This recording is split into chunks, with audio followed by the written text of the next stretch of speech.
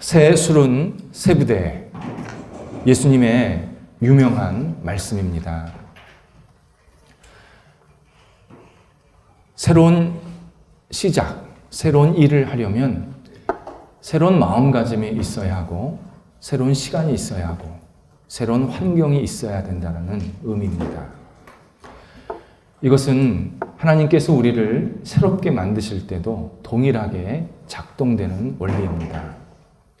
하나님은 우리 안에 있는 잘못된 본성을 꿰매고 수선해서 새롭게 하시지를 않습니다. 우리는 늘 이렇게 뭘 수선해서 고쳐서 쓸 생각을 하는데 하나님은 절대 사람을 그렇게 쓰시지를 않습니다. 하나님은 하나님으로부터의 원천이 있는 새로운 영을 그 사람에게 부어주셔서 새롭게 출발하고 새로운 가치와 방향을 가지고 살게 만드십니다. 그래서 때로는 그리스도인들이 내가 새로움을 경험했다 그러면 과거를 과감히 끊을 필요가 있습니다. 좋은 것을 연장하는 것은 당연한 것이지만 이것은 아니다 라고 할 때는 분명하게 정리를 해야 합니다. 그래야 하나님께서 내게 주신 새로운 영을 내가 새롭게 받아들여서 계속 앞으로 갈 수 있습니다. 이것을 오늘 본문 6절에서 예수님께서 육으로 난 것은 육이요 영으로 난 것은 영이라고 말씀을 하십니다. 짧은 말씀인데 굉장히 깊은 의미가 담겨 있습니다. 육으로 났다. 이것을 다른 비유로 말씀을 드리면 개나리는 개나리를 피우는 겁니다. 개나리에서 벚꽃이 피지를 않습니다. 인간은 하나님의 자녀를 낳을 수가 없습니다. 내가 아무리 훌륭하고 대단한 능력이나 자격을 갖추었더라도 내가 낳은 사람, 내가 키운 자녀는 반드시 인간이고 인간의 본성, 나쁜 본성을 갖고 시작하게 만듭니다. 하나님은 하나님의 자녀를 만드실 때는 하나님의 방법대로, 하나님의 뜻대로, 하나님의 계획대로 하나님의 자녀를 만들어 가십니다. 결코 인간의 뜻대로, 계획대로 만들지를 않으십니다. 그래서 우리가 좀 조심해야 될 부분이 있습니다. 내가 신앙이 참 좋습니다. 열심히 신앙생활 하려고 그러고 거듭났고 분명한 구원의 확신도 있습니다. 근데 내가 낳은 자녀, 내가 키운 자녀에게 우리는 쉽게 너는 하나님의 자녀야 라고 말하는 것을 조심해야 합니다. 하나님의 자녀는 하나님이 낳으시는 것이 내가 낳는 게 아닙니다. 내가 아무리 신앙이 좋다고, 내가 아무리 거듭났다고 내 자녀도 거듭난 게 아닌 겁니다. 우리는 모두 어른이나 아이나 하나님께 새로운 영을 받아서 새롭게 시작을 해야 그가 진짜 하나님의 자녀로 살 수 있는 것이지, 내가 신앙이 좋다고 자녀에게 자연스럽게 신앙이 좋다든지 반대로 자녀가 신앙이 좋은데 부모가 구원을 받는다든지, 이것은 인간적인 생각이시지 하나님의 뜻은 결코 아닙니다. 육으로 났다라는 이 표현은 육에 속해 있다라는 뜻입니다. 하나님은 우리 인간을 영에 의해서 살도록 만드셨습니다. 그런데 인간이 이 영이 망가지면, 죽으면 그때부터는 영이 아니라 그 다음인 혼과 육에 따라서 살게 됩니다. 혼과 육이라는 것은 우리의 왜곡된 생각, 마음, 어떤 판단, 그리고 육체적인 쾌락, 이러한 것들을 자꾸 중심으로 놓고 그게 중요한 것처럼 여기면서 살게 되는 겁니다. 우리 몸은, 우리 인간은 큰 배, 아주 멋지게 잘 만들어진 큰 배와 같습니다. 이 배의 선체가 우리의 육체고, 이 배를 움직이게 하는, 운전하는 그 사람, 보통 조타수나 기관사라고 그러지 않습니까? 그 조타수나 기관사가 우리의 혼입니다. 그런데 이 배를 실제로 움직이게 하는 힘이 어디서 있냐면 강력한 엔진입니다. 숨어 있죠. 안 보입니다. 근데 그 엔진이 그 배를 움직이게 합니다. 만약 그 엔진이 망가지거나 죽으면 배는 목표점을 향해서 갈 수가 없습니다. 그 큰 고철 덩어리가 그냥 여기저기 표류하게 됩니다.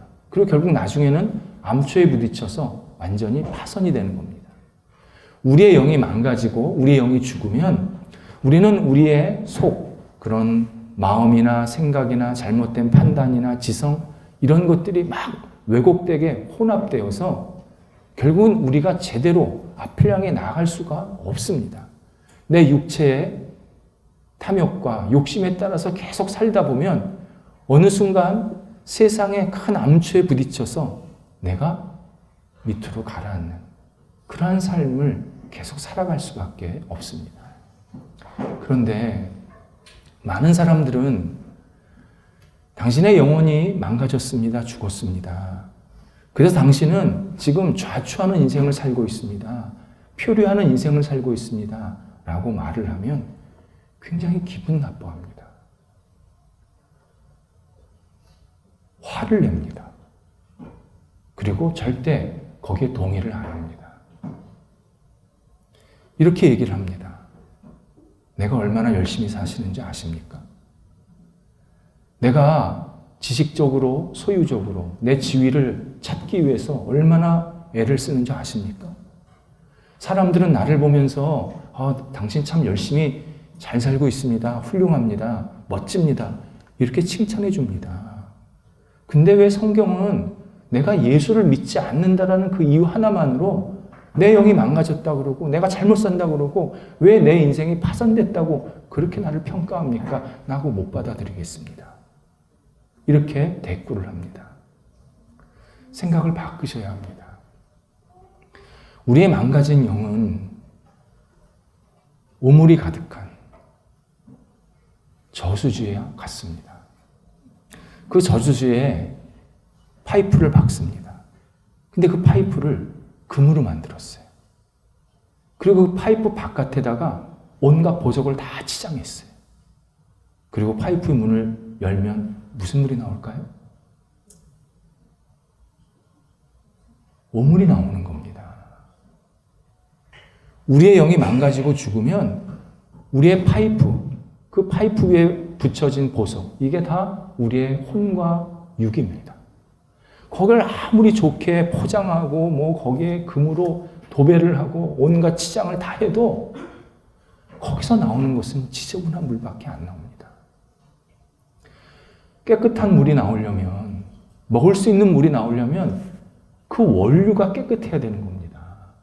그럼 그 원료가 깨끗하려고 그러면 우리는 이미 죽었기 때문에 세상에서 유일하게 선하시고 거룩하시고 완벽하시고 완전하신 그 하나님으로부터 영을 받아야 우리의 영이 맑아지기 시작하고 깨끗해지고 새롭게 되는 겁니다. 바로 그 영에 우리의 혼과 우리의 마음, 우리의 정신, 우리의 생각, 우리의 육체가 꼽혀 있어야 물을 틀으면 깨끗한 물이 나오는 겁니다. 비록 우리가 좀 부족해도, 내가 좀 못 배워도, 내가 좀 가진 게 없어도, 내가 몸이 좀 약해도, 그렇게 육체적으로 또는 내 속적으로 좀 부족함이 있어도 원료가 깨끗하면 물은 깨끗하게 나오는 겁니다. 반대로 원료가 지저분하면 잘못된 저수지에 내가 꼽혀 있으면 어떤 생각을, 어떤 삶의 태도를 가지게 되냐면요. 내가 몸이 아프면 되게 우울합니다. 돈이 없으면 내 인생에 의미가 없습니다. 일을 했는데 잘 안 되면 나는 늘 실패자입니다. 그리고 어떤 상황 속에서 내가 어떤 어려움을 만나면 나에게는 늘 이런 잘못된 일만 있어 하면서 열패감에 빠집니다.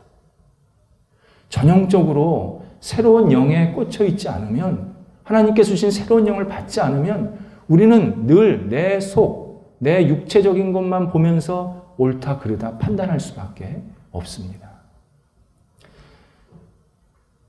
내가 하나님으로부터 영을 받아서 산다고 할 때 이것은 두 가지의 중요한 의미를 우리에게 알려줍니다.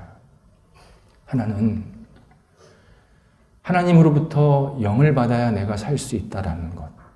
그것은 내가 언제든지 잘못된 행동을 할 수 있는 가능성이 있다는 겁니다.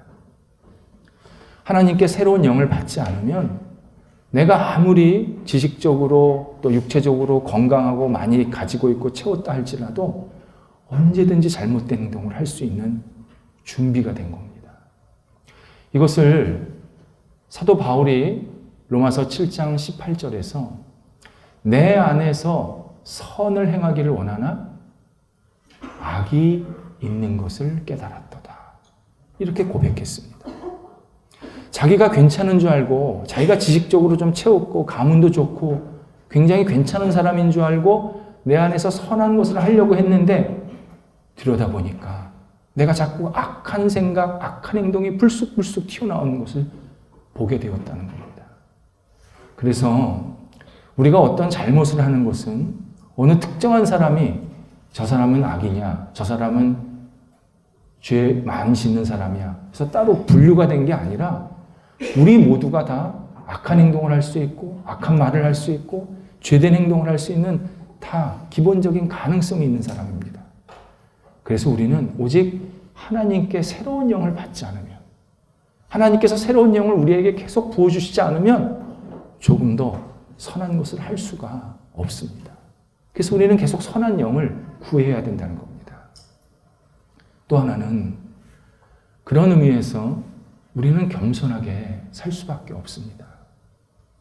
로마서 8장 8절에서 하나님을 만나기 전 사람은 누구도 하나님을 기쁘시게 하나님을 영화롭게 할 수도 없다라고 분명히 말씀합니다. 내가 하나님의 영을 받지 않으면 나는 제대로 살 수 없습니다. 결국 나를 제대로 살게 만드는 것은 하나님의 영입니다. 그래서 겸손할 수밖에 없습니다. 내가 뭘 가졌다고 그걸 가지고 잘하는 게 아니라 하나님의 영이 내 안에 들어오시면 내가 하나님을 바라보면서 겸허하게 살아갈 수밖에 없습니다. 그래서 하나님의 영을 가진 사람이 점점 더 성숙하게 살게 되는 것입니다. 그렇다면 내가 지금 하나님의 영을 받았는지, 새로운 영을 받았는지 그것을 확인할 필요가 있습니다. 내가 지금 하나님의 영을 받아서 새롭게 살고 있는지 아닌지를 확인하려는 몇 가지 방법들이 있는데 그 중에 하나만 오늘 생각할 필요가 있습니다. 내 안에 영적인 갈등이 있는가를 살피셔야 합니다.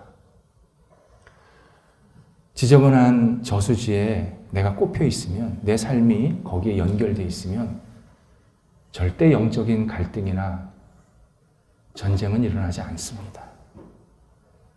지저분한 저수지물이 물을 가려받는답니까? 아무 물이나 막 받는 겁니다. 그러니까 싫은 게 없습니다. 다 좋습니다. 이것도 좋고 저것도 좋고. 싫은 거 딱 하나 있습니다. 나한테 불이익이 되면 싫은 겁니다. 나 불편하게 하면 싫은 겁니다. 영적인 갈등 거의 느끼지 않습니다. 내 영이 하나님의 영이 아닌 인간의 영, 인간의 지저분한 영, 타락한 영에 꼽혀 있으면 절대 영적인 전쟁이 내 삶 속에서 일어나지 않습니다. 반대로 하나님이 주신 새로운 영에 내가 연결이 되어 있으면 끊임없이 영적인 갈등을 느낍니다. 내가 이런 말을 하는 게 하나님의 뜻일까? 이렇게 행동하는 것이 하나님이 기뻐하시는 걸까? 내가 이렇게 방향을 잡는 것이 하나님께 영광이 되는 것일까? 계속 영적인 갈등을 느낍니다. 그래서 내가 영적인 갈등을 느낀다는 것은 절망적인 상태가 아니라 사실은 굉장히 희망적인 모습입니다. 그렇게 영적인 갈등을 느끼면서 계속 하나님의 뜻을 찾고 하나님이 기뻐하시는 모습대로 살아가려는 그러한 나 자신을 다독이는 모습이 있기 때문입니다. 어떤 신앙인들이 신앙생활을 오래 하면서도 저는 왜 이렇게 영적으로 갈등을 느끼는지 모르겠습니다. 저는 왜 이렇게 영적인 전쟁이 내 안에서 많이 일어나는지 모르겠습니다. 그런 고백을 하시기도 합니다. 그거 잘못된 거 아닙니다. 그거 잘하는 겁니다. 평생 그 갈등을 느껴야 합니다. 우리가 어두운 세력, 어두운 영이 우리를 계속 공격하기 때문에, 우리를 계속 유혹하기 때문에 그 갈등 속에서 우리는 계속 이겨내야 합니다. 그런데 영적인 갈등, 영적인 전쟁을 잘못하는 경우가 있습니다. 뭐냐면 영적인 갈등은 내 안에서 일어나는 겁니다. 내가 이 일이 맞는 것일까? 이런 행동을 하는 것이 하나님의 뜻일까? 이렇게 생각해야 되는데 남한테 영적인 갈등을 일으키는 사람이 있습니다. 자기는 문제가 하나도 없어. 너 왜 그래? 너 왜 그렇게 행동해? 너 그거 하나님의 뜻에 맞아? 그러면서 상대방이 늘 잘못됐고 문제가 있다고 계속 손가락질을 합니다. 그게 때로는 자녀일 수도 있고 부모일 수도 있고 친구일 수도 있고 같은 교인일 수도 있고, 영적인 갈등은 내 안에서 느껴서 그 내 안에서 느끼면서 내가 바르게 서려고 하는 모습이 있는 것이지, 남한테 싸움 붙이면서 너 그거 잘못됐어, 그거는요 대부분 결과를 보면 자기 욕심을 가지고 남한테 싸움 붙이더라고요. 자기가 뭘 원해서, 상대방한테 뭘 원하다 보니까 그냥 영적인 얘기를 딱 하면서 이상하게 사람을 호도하게 만드는 거예요. 이단들이 그런 일 많이 하지 않습니까? 본인은 잘못한 거 많으면서도 꼭 남한테만 잘못했대. 그러면서 남한테 싸움을 부추기고 분란시키고 가정을 파탄시키고 부부관계를 문제 생기고, 그게 계속 잘못된 영적인 갈등과 전쟁을 보여주는 대표적인 모습입니다. 그렇다면 우리의 관심은 어떻게 하면 영적인 갈등을 우리가 이길 수 있을까?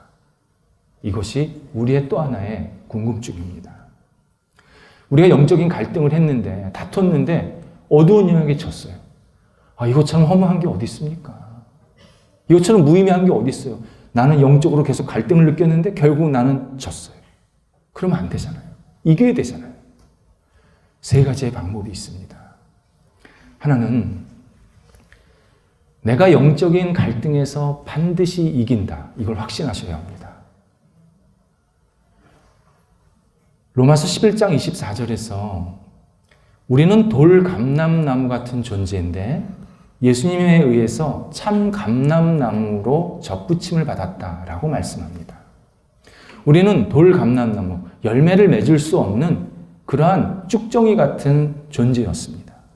근데 예수님께서 우리를 위해서 십자가에 죽으시고 우리를 받아주셔서 우리를 참 감람나무, 열매를 잘 맺을 수 있는 그러한 참 감람나무에 붙여주신 겁니다. 그래서 우리는 본질상 돌 감람나무지만 결국은 나중에 참 감람나무에서 열리는 열매가 맺힌다는 겁니다. 이게 우리의 영적인 갈등에서 승리를 주신다라는 약속입니다. 내가 어떤 영적인 갈등을 할 때 하나님 안에 있고 내가 예수 그리스도를 굳건히 붙잡고 있다면 그 싸움, 그 갈등의 결과는 반드시 승리합니다. 그래서 우리는 세상의 어두운 세력이 나를 유혹하고 잘못된 길로 막 이렇게 가라고 옆에서 채근하고 우리를 이끌려 가려 할 때 담대해야 합니다. 나는 하나님의 자녀야. 나는 하나님 안에 있어. 너는 나 절대 못 이겨. 내가 이기는 게 아니라 예수 그리스도의 능력이 너를 물리칠 거야. 담대하게 외치셔야 합니다. 많은 신앙인들이 영적인 전쟁에서, 영적인 갈등에서 지는 이유가 뭐냐? 자기 스스로 무너집니다. 확신이 없어요. 분명히 예수님께서 우리에게 승리를 약속해 주셨는데 내가 스스로 난 안 돼. 난 이 정도밖에 안 돼. 난 질 거야. 하면서 나를 스스로 무너뜨립니다. 그런 전쟁은요, 백전백패입니다. 우리가 이기는 게 아닙니다. 예수님께서 이기신 승리를 우리는 같이 따라가는 겁니다. 어떤 위협이 온다든지 잘못된 일이 오면 내가 예수님 안에 있어. 넌 가. 너는 나를 못 이겨. 분명하게 예수 그리스도의 이름으로 외쳐야 합니다. 또 하나는 우리의 영이 건강하게 성장하도록 음식을 먹게 해야 합니다.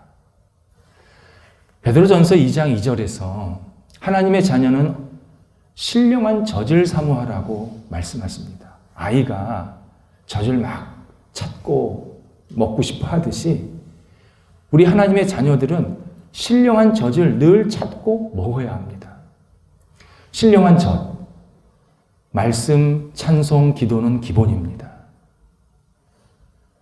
감사, 기쁨, 사랑 등등 성경에서 이건 하나님의 뜻입니다. 하나님께서 이렇게 하라고 하십니다. 이건 하나님께 영광이 되는 일입니다. 라고 하시는 모든 내용들을 그냥 먹어야 합니다. 묻지도 말고 따지도 말고 먹어야 합니다. 자꾸 우리는 물어요. 나 좀 감사할 수 없어요. 나보러 왜 자꾸 감사하라 그러세요? 그거 안 먹는 겁니다. 감사하라 그럴 때는 감사라는 이유가 있는 겁니다. 먹으면 내 영이 자랍니다. 영이 건강해집니다. 그래서 그 영적인 것을 내가 계속 먹어야 내 삶이, 내 영혼이 계속 건강해지고 반듯하게 서지고 그리고 밝아집니다. 일주일 내내 예수님 전혀 생각하지 않다가, 하나님 한 번도 생각하지 않다가 그냥 주일만 나와서 예배드린다? 이건 내가 일주일 동안 뭐 했다? 육적인 것만 먹었다는 겁니다. 그러니까 일주일 동안 육적인 것 먹으니까 뭐가 되는 겁니까? 육적인 것만 잘 자란 겁니다. 한 주일 동안. 교회 와서 싸우잖아요. 부족하지만 매일, 매 순간을 하나님의 영을 받아서 영을 키울 수 있는 것을 계속 먹어야 합니다. 말씀을 자꾸 가까이 하려고 그러고, 기도해야 되고, 찬송도 같이 하고, 사랑하고, 감사하고. 어렵죠. 절대 쉬운 거 아닙니다. 그런데 쓴 게 몸에 좋잖아요. 먹으면 내 영이 자랍니다. 자람을 느껴요. 한 주일 동안 내가 매일 한 번씩 내가 감사하자. 아침에 일어나서 오늘도 감사합니다. 감사합니다. 그리고 일주일 있다가 교회를 오면요. 그 주에는 제가 설교를 죽 써도 그분은 은혜 받아요. 제가 아무리 설교를 잘해도 일주일 내내 육적인 것 먹으면 아이고 저 양반은 오늘 또 딴소리 하시네. 우리의 육을 죽이고 우리의 영을 키우는 음식을 계속 먹어야 합니다. 세 번째는 성령께 맡겨야 합니다. 갈라디아서 5장 16절에서 하나님의 자녀는 성령과 함께 행하라고 말씀하십니다. 성령과 함께 행하라는 것은 성령께 나 자신, 내 인생을 온전히 맡기고 그분이 인도하시는 대로 순종하라는 뜻입니다. 우리는 내가 새로운 영을 못 만듭니다. 그 영을 내가 못 키웁니다. 성령께서 나한테 새로운 영을 주셔야 하고 성령께서 그 영을 계속 키워주셔야 합니다. 새롭게 해주셔야 합니다. 그러려면 우리는 성령께 모든 것을 맡길 수밖에 없습니다. 보이지 않는데 어떻게 맡깁니까? 보이는데 맡기는 거에 그게 믿음입니까? 그건 신화가 아닌 사람도 하잖아요. 보이지 않기 때문에 맡게 되는 겁니다. 그게 진짜 믿음입니다. 부족하지만 성령님 저를 도와주세요. 저를 인도해 주세요. 저를 이끌어 주세요. 저는 믿고 순종하겠습니다. 바로 이것이 내가 삶의 변화가 일어나는, 거듭나게 되는 아주 중요한 핵심의 일입니다. 이 사실을 오늘 8절에서 예수님께서 아주 중요한 비유로 우리에게 알려주고 계십니다. 우리 모두가 성령의 인도함을 받고 성령의 체험을 받아야 되는데 뭐라고 비유하셨냐면 바람이 임의로 불매 어디로 와서 어디로 가는지 알지 못한다. 이렇게 말씀하십니다. 중요한 단어가 바람과 임의로 이 두 단어입니다. 바람은 현장에서 느낍니다. 바람은 온실이나 방 안에서는 못 느낍니다. 예배드리는 현장, 기도하는 현장, 예수님의 이름으로 사랑을 나누는 현장, 서로를 위해서 따뜻한 격려하는, 위로하는 현장. 바로 이 현장에서 성령의 체험을, 성령께서 함께 하심을 경험하게 만드십니다. 그래서 그리스도인들은 우리의 삶의 현장을 소중히 여겨야 합니다. 이 삶의 현장이라는 게 교회만 있는 게 아닙니다. 내가 하나님 앞에 맡기면서 직장 생활하는 거, 내가 가정생활하는 것, 또 학교생활하는 것, 친구들 만나는 것, 이러한 모든 현장들 속에서 성령을 기대하면 성령께서 그 가운데서 계속 역사하셔서 우리에게 큰 깨달음과 경험을 하게 만드십니다. 현장이 중요합니다. 현장에 있지 않으면 우리는 성령을 체험할 수가 없습니다. 또 하나는 임의로입니다. 성령께서는 임의로 우리에게 임하십니다. 이 사실은 두 가지가 가짜라는 것을 알려줍니다. 하나는 어느 지도자가 앞에 나와서 마이크를 잡고 볼륨을 크게 하면서 성령 받아라! 성령이 임합니다! 라고 한다고 성령이 임하는 게 아니라는 겁니다. 그 대부분 가짜입니다. 성령은요, 사람이 오세요. 그러면 오시고, 가세요. 가시는 분이 아닙니다. 성령은 하나님의 뜻과 계획을 가지고 가장 적당한 때 적당한 방법으로 자율적으로 계속 움직이십니다. 그래서 성령이 역사하시는 환경을 보면요, 우리가 생각하는 것보다 훨씬 차원이 다릅니다. 그리고 우리가 생각하지 못하는 시기에 계속 임하십니다. 인간의 계획대로 움직이지는 않습니다. 또 하나는 당신 성령 받았습니까? 몇 월, 며칠, 몇 시, 몇 분, 몇 초에 받으셨습니까? 그렇게 묻는 분들이 있습니다. 지금도 그런 분들이 많습니다. 이 구원파가 그런 겁니다. 서울에 있는 장충체육관에서 1년에 한 번씩 하는데 거기에 2만 명씩 모인다는 거 아닙니까? 근데 다 기존 신자들이었습니다. 왜? 사람을 그렇게 유혹하거든요. 몇 시, 몇 분, 몇 초 받았습니까? 누가 대답할 수 있습니까? 성령한테 몇 시, 몇 분, 몇 초가 있을까요? 그건 사람이 만든 시간이잖아요. 성령이 임의로 임하신대잖아요. 제가 그 즈음에 그때 그런 일이 있었을 때 제가 마음에 뭔가 찔림을 받았고 뭔가 내 영이 새로워진다는 걸 느꼈습니다. 이 정도는 말할 수 있죠. 몇 시, 몇 분, 몇 초. 이거는 인위적인 작업입니다. 절대 성령 그렇게 임하시지 않습니다. 성령께서 임하실 때는 그냥 바람처럼 우리에게 임하셔서 우리를 계속 새롭게 만드시는데 그때 우리가 언제 하냐면 한참 시간이 지난 다음에 합니다. 그때는 몰라요.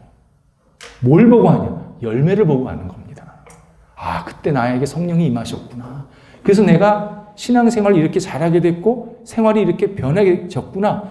열매를 보고 아는 겁니다. 성령이 바람처럼 임의로 임하시는 사건을 잘 알려주는 성경의 내용이 있습니다. 제자들이 예수님께서 십자가에 죽으시고 부활하시고 하늘로 올라가신 후에야 예수님이 우리의 구원자이시구나. 이것을 깊게 깨달았습니다. 구약성경에서 오랫동안 약속하신 구원자가 바로 이 예수 그리스도구나. 드디어 우리 유대인들이 구원의 자리에 들어오게 되었구나. 예수님을 통해서 구원받을 수 있게 되었구나. 이렇게 기쁘게 여겼습니다. 그래서 자기 가족들에게, 주변 친구들에게, 그 사회에 흩어져서 유대인들에게 복음을, 예수 그리스도를 계속 전한 겁니다. 그런데 유대인들이 대부분 예수님을 거부하고 배척합니다. 오히려 자기, 곧 예수님을 전하는 이 제자들을 친구인데, 가족인데 핍박합니다. 더 이상 제자들이 예수님을 전할 수가 없었습니다. 그래서 뚝 떨어져서 좀 다른 지역에 가서 복음을, 예수님을 전하게 됐는데 그 지역에는 유대인들보다는 비유대인, 곧 이방인들이 많았던 겁니다. 그래도 예수님을 전하게 되었습니다. 반신반의했죠. 이 사람들이 예수님을 믿을까? 그런데 놀라운 일이 벌어집니다. 하나님의 하자도 모르고 예수님의 옛자도 모르는 이방인들이 예수님을 받아들이고 성령을 체험하고 삶이 변하는 모습들을 목격하는 겁니다. 이게 뭐지? 이게 뭐지? 이것이 성령이 바람처럼 임의로 역사하시는 순간이었습니다. 그때 이후로 지금까지 성령은 유대인들보다는 비유대인들, 그러니까 유대 이스라엘 지역 말고 그 바깥의 지역에서 계속 활동하고 계십니다. 그래서 계속 이방인들이 하나님을 믿고 그리고 하나님을 찬송하고 성령으로 거듭날 수 있도록 계속 지금도 일하고 계시고 그리고 앞으로도 언제까지인지 모르겠지만 그 일들을 계속 이루어가고 계십니다. 이것이 바로 성령이 바람처럼 임의로 우리에게 함께 하시는 모습입니다. 우리 가족을, 우리 모임을, 우리 직장을, 우리 주변을 변화시키시는 분은 오직 성령 하나님이십니다. 인간의 계획, 인간의 능력, 그건 자그마한 도구일 뿐입니다. 우리는 성령께 계속 모든 것을 맡기고 그분께 의지해야 합니다. 그분이 모든 것을 하실 수 있도록, 그분이 우리의 모임을, 우리의 가정을, 내 영혼을 계속 바꾸실 수 있도록 문을 열어드리고 저희가 여기 있습니다.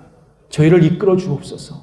오직 성령께 모든 것을 드리면 성령께서 가장 적당한 때에 적당한 방법으로 계속 우리를 선하게 이끌어 가십니다. 성령과 함께하는 사람, 그 사람이 영의 사람입니다. 영의 사람이 하나님 나라에 들어간다. 예수님께서 오늘 우리에게 말씀하십니다. 기도하겠습니다. 하나님, 성령께서 저희들의 영혼과 가정과 일터와 모임과 우리 사회를 아름답게 변화시켜 주옵소서. 성령을 기대합니다. 성령을 의지합니다. 성령께서 저희들과 함께 하셔서 새롭게 하실 때 저희들이 기쁨으로 순종하게 하시고 주님과 함께 동행하며 하나님의 영광과 뜻을 이루어드릴 수 있도록 인도하여 주시옵소서. 성령께 우리의 삶을 맡기며 성령께 우리의 가정과 우리의 주변 모든 것들을 맡기며 생활할 때에 오직 하늘문이 활짝 열려 성령이 임재해 주시고 저희들이 이 땅에서 변화된 사람으로 성령과 함께하는 사람으로 살아갈 수 있는 복이 있도록 인도하여 주옵소서. 예수님의 이름으로 기도드립니다. 아멘.